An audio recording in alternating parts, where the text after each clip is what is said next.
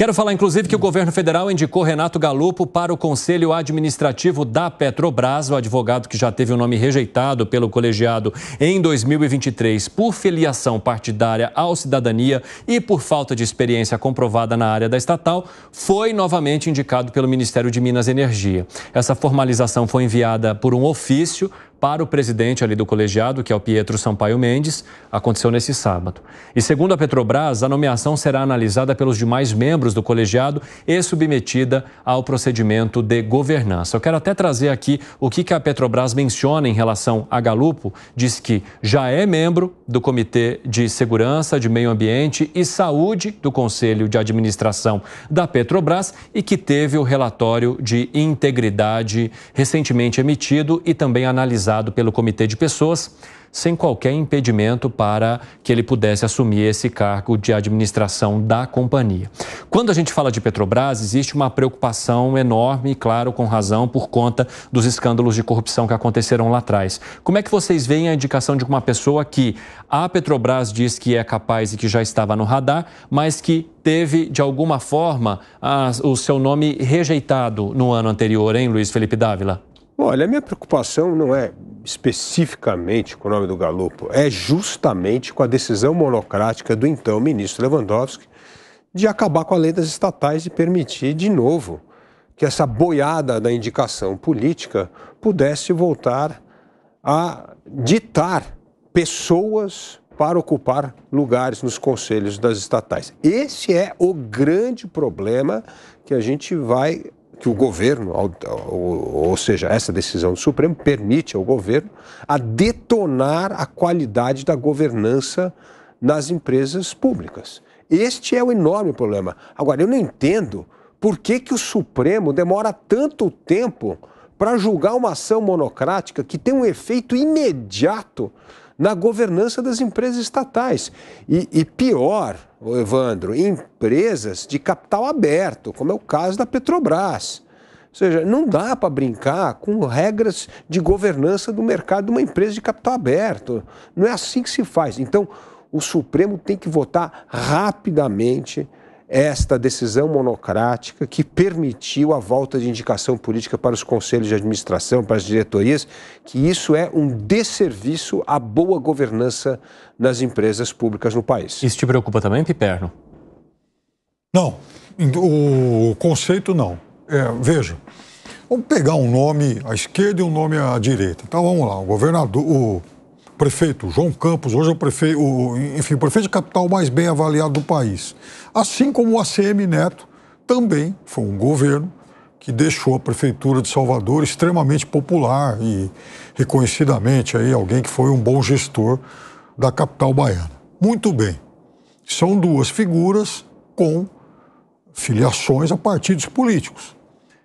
Então, veja, amanhã depois, se o governo quiser nomear o ACM Neto, que está solto aí, para o conselho de alguma estatal, ele não vai poder porque ele é alguém que pertence a um partido político. Então, eu não vejo, do ponto de vista teórico, isso muito justo e inteligente. Claro que os governos podem fazer mau uso disso, é uma outra história.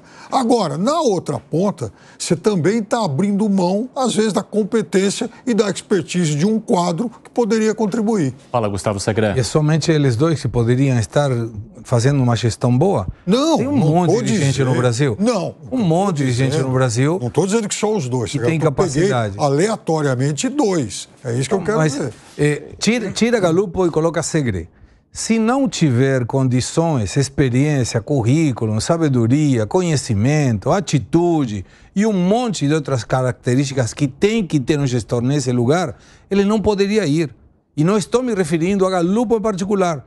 Qualquer pessoa que não tenha conceitos que permitam um bom desempenho no seu trabalho, não deveria ir.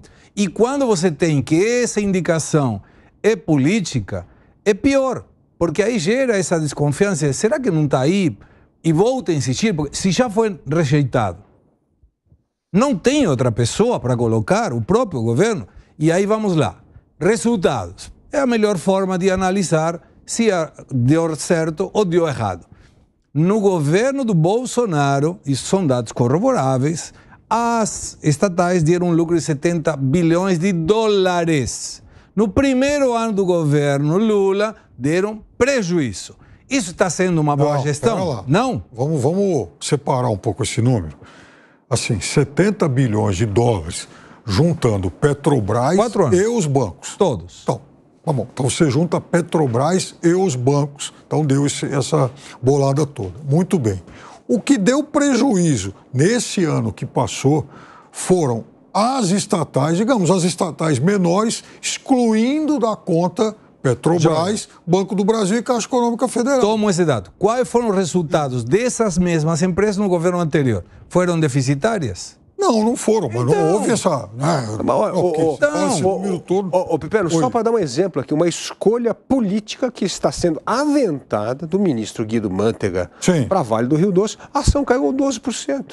É óbvio, porque mostra, não é só a pessoa, é a atitude do governo em escolher uma pessoa que não tem capacidade para se meter na governança da empresa. Dávila, mas aí que está o negócio, quer dizer, a gente fala, olha, só o fato de indicar o Guido caiu tudo isso. Ué, não foi só por causa disso. Não, foi por causa disso. Aliás, e tem a ver com a interferência não só do Guido, 12%. Como querem mexer na presidência da empresa, porque é isso, é a ingerência mal feita do Estado na governança de uma empresa. Só para registrar, a queda também acabou ocorrendo por oscilações com todas as empresas do setor naquela semana. Quer dizer, não é porque indicou o Guido e caiu 12%. Você não consegue fazer uma separação exata de quanto caiu por causa de outro. Isso. O que acontece, agora não se pode falar é que caiu 12% por causa do Guido.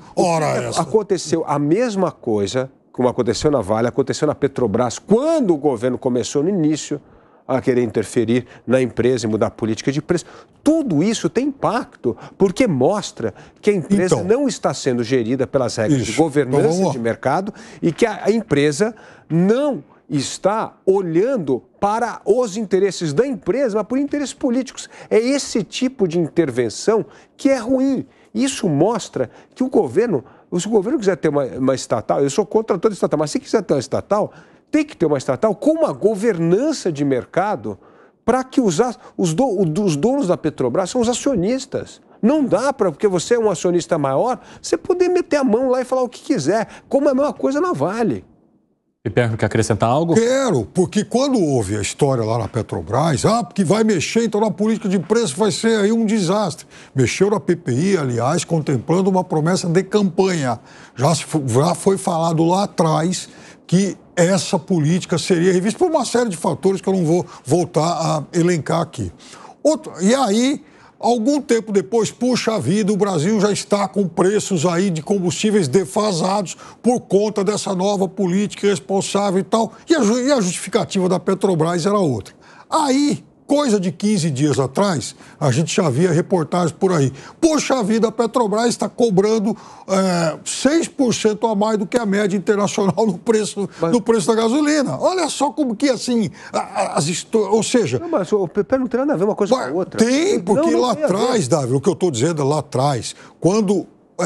foi dito que a média, que os preços estavam abaixo da média internacional, então jogaram na conta dessa interferência. Ou seja, o governo está querendo segurar a inflação por meio aqui dos combustíveis. Não, o problema o problema é o voluntarismo na determinação do critério de preço. Ou seja, não está fazendo a coisa correta, e não tem problema que está fazendo a coisa correta. Está ótimo, ainda bem que está fazendo a coisa correta. Mas o problema... Foi dito na época. O problema é o voluntarismo, é o dedaço. É o que a gente fala aqui na política, não pode ter dedaço. E não houve, mas houve. Agora, o que aconteceu é que surgiu a versão e a versão contamina debates. Olha, o que a Petrobras está fazendo? Então, quando estava barato... Valia a versão. Quando ficou 6% acima, não se dá um pio. Piperno, a questão é o seguinte, quando você tem uma regra clara, isso traz previsibilidade. Todo mundo, acionista, fornecedor, todo mundo sabe como é que vai ser a regra de preço. Quando você não tem uma regra clara, você tem o dedaço, o voluntarismo, pode até ser que você siga a regra correta. O problema é que você gera insegurança, porque você não sabe quando vai o cara surtar e inventar uma política qualquer. Então, o problema dessa interferência, essa ingerência indevida do Estado na governança de empresas de capital aberto é que você gera imprevisibilidade. E ao gerar imprevisibilidade, afeta o desempenho da empresa. Arremate, Piperno, para a gente poder passar para o próximo. Veja, conceitualmente o argumento é válido, só que naquele momento não é que houve uma imprevisibilidade, um dedaço. Foi dito que, com base nas oscilações daquele momento, não só das cotações internacionais, mas também do dólar que caiu aqui, não seria necessário mexer.